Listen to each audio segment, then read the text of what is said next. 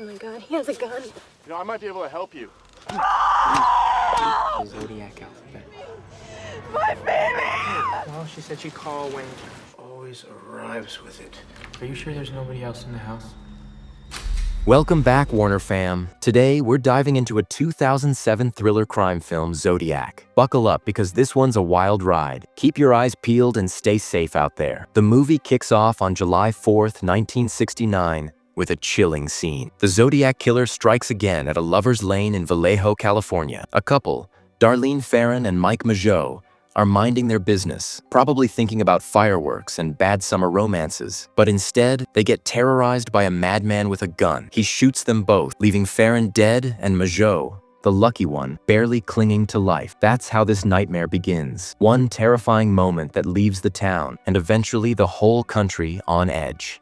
A month goes by, and then something strange happens. A letter from the Zodiac Killer arrives at the San Francisco Chronicle. The killer is taunting the police with encrypted messages, daring them to catch him. Paul Avery, a crime reporter at the Chronicle, doesn't know what to make of it until Robert Graysmith, a political cartoonist at the paper, gets involved. Graysmith, who's more used to sketching political cartoons than solving crimes, is deeply fascinated by the coded letters. But because of his role, everyone, including Avery, brushes him off like he's just another office oddball. But Graysmith is not giving up. He cracks one of the Zodiac's codes and makes some eerie predictions about the killer's next moves. That's when Avery starts to take him seriously. They end up at a bar, where they're drinking something called Aqua Velvas. Don't ask, because it's clearly awful. Avery laughs at Graysmith for ordering it. But soon enough, they're deep into the mystery of the Zodiac, discussing his twisted games and puzzles. You know it's getting serious when you're bonding over cryptic killer letters instead of your choice of drink. The Zodiac Killer strikes again, this time at Lake Berryessa in Napa County. He stabs Brian Hartnell and Cecilia Shepard while they're relaxing by the water. Sadly, Shepard doesn't make it, but Hartnell survives the brutal attack. It's a chilling reminder that the killer is still out there,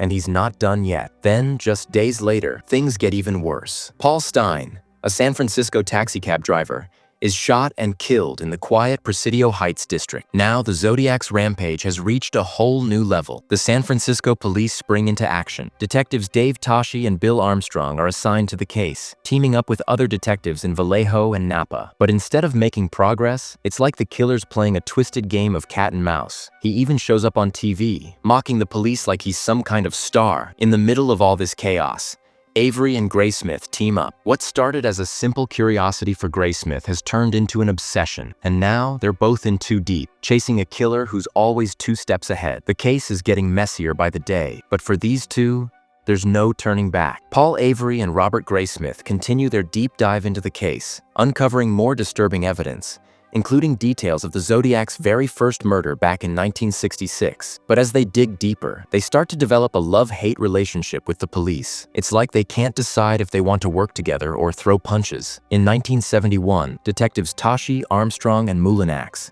sit down with a man named Arthur Lee Allen, a possible suspect. But the handwriting expert says Allen didn't write the Zodiac letters, which of course doesn't mean much when the evidence is piling up against him. Allen's got some weird stuff going on. He's ambidextrous, he's linked to places where murders happened, and even had a bloody knife in his boot one day after returning from a lake where one of the attacks took place. Yet, the police can't pin anything on him. Meanwhile, Avery's getting more and more paranoid. One day, he gets another Zodiac letter, this one threatening his life. Avery spirals, sinking deeper into drugs and alcohol. The pressure's getting to him, and when he slips up by sharing police information with a rival department, Toschi and Armstrong are not happy. It's like watching a man crack under the weight of an obsession he can't let go of, no matter the cost. By 1978, the toll of the Zodiac case is starting to break everyone down. Paul Avery leaves the San Francisco Chronicle, tired and burned out. Armstrong quits the homicide division, and Toschi, poor Toschi, gets demoted because he's accused of forging a Zodiac letter. It's like the whole thing is eating them alive. Meanwhile, Graysmith's obsession with the case only grows stronger. He keeps digging into the mystery, interviewing anyone and everyone connected to the case, from witnesses to detectives. His investigation even gets some attention in the Chronicle. And the prime suspect? Well, he's known to read the paper. Graysmith even agrees to be interviewed on TV about the book he's writing, which is all about the Zodiac Killer. But the deeper Graysmith goes, the more twisted his life becomes. The calls start. Anonymous phone calls with heavy breathing. It's the same eerie thing that happened the night Farron died. The same prank call that terrified her family. Graysmith can't escape it. He's so wrapped up in the case that he loses his job. And to make things worse, his wife Melanie leaves him. She takes the kids and walks out, leaving Graysmith to drown in his own obsession. The case has destroyed him, just like it's destroyed everyone else who's gotten too close.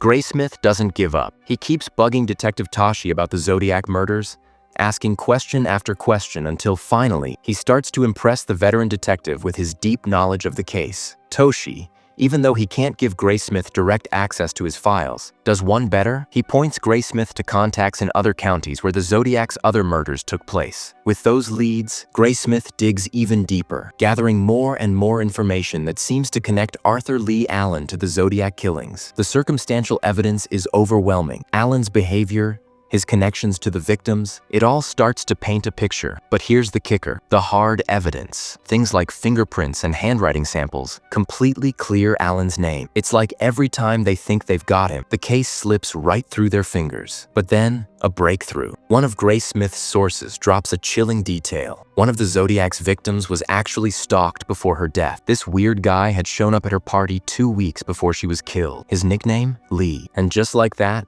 another puzzle piece falls into place, but it's still just out of reach.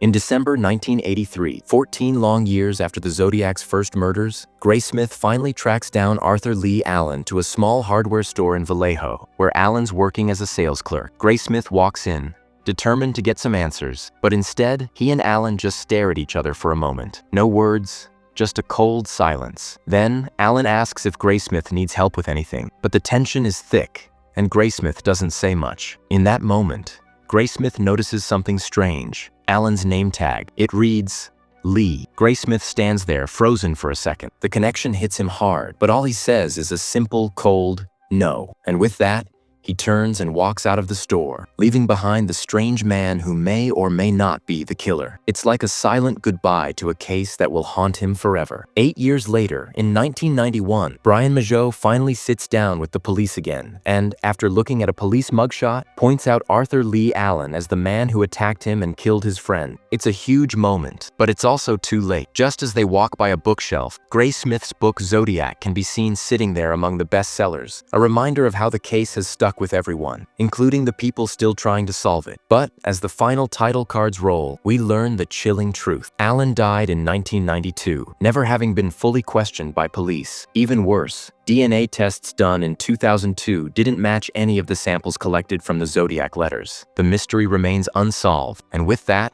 the killer fades into the shadows once again, just out of reach. Do you think the Zodiac Killer will ever be caught, or is the mystery just too twisted to solve? Let me know your thoughts in the comments. So if you liked this, hit subscribe and turn on notifications for more recaps. Thanks for watching. See you next time on Warner Movie Recaps.